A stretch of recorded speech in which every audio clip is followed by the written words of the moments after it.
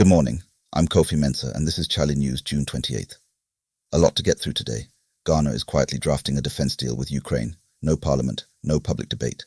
Former Chief Justice Torkornoo is now fighting 8 separate court battles. The Black Stars lost to Croatia, but we're still through, and some fans who flew all the way to Philadelphia didn't even get inside the stadium. Let's get into it. We've been watching this one. Ghana's defense relationship with Ukraine is moving faster than anyone has publicly acknowledged.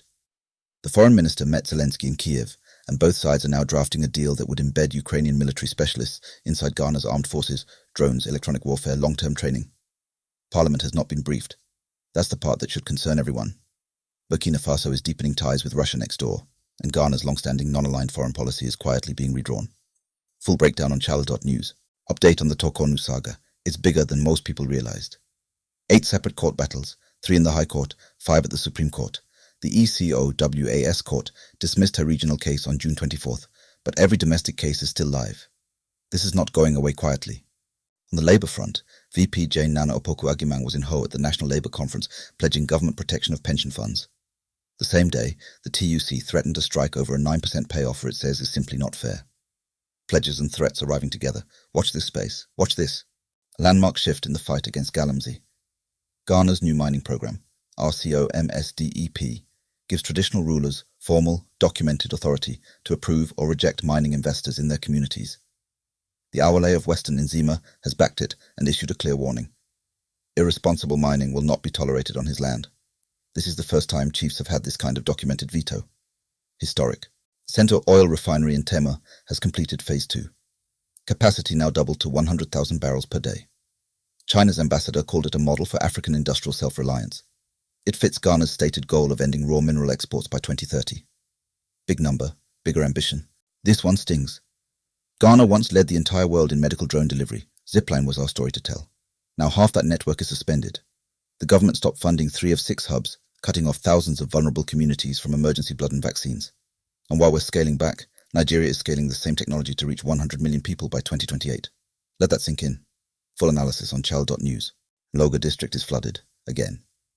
Nearly 29,000 people affected, close to 9,500 of them children, 2,146 acres of farmland destroyed, 31 houses collapsed. NADMO's district director is calling for permanent structural fixes. No government relief package has been announced. Every year, same story, same silence. In Nkwanta South, 6 victims were buried on the same day a Catholic bishop became the first institutional figure to enter the conflict zones. Government, still silent. No arrests. A bishop is doing what the state won't. Some good news out of the Western region.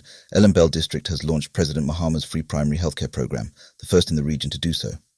Residents in Nkwanta can now access free essential health services. A mobile clinic van was unveiled to kick things off, one of 5 districts selected for Phase 1. Public safety alert. Ghana's FDA has destroyed over 4 tons of fake body enhancement drugs, expired soft drinks, and illicit tobacco, seized from 61 outlets across 9 districts in Western North.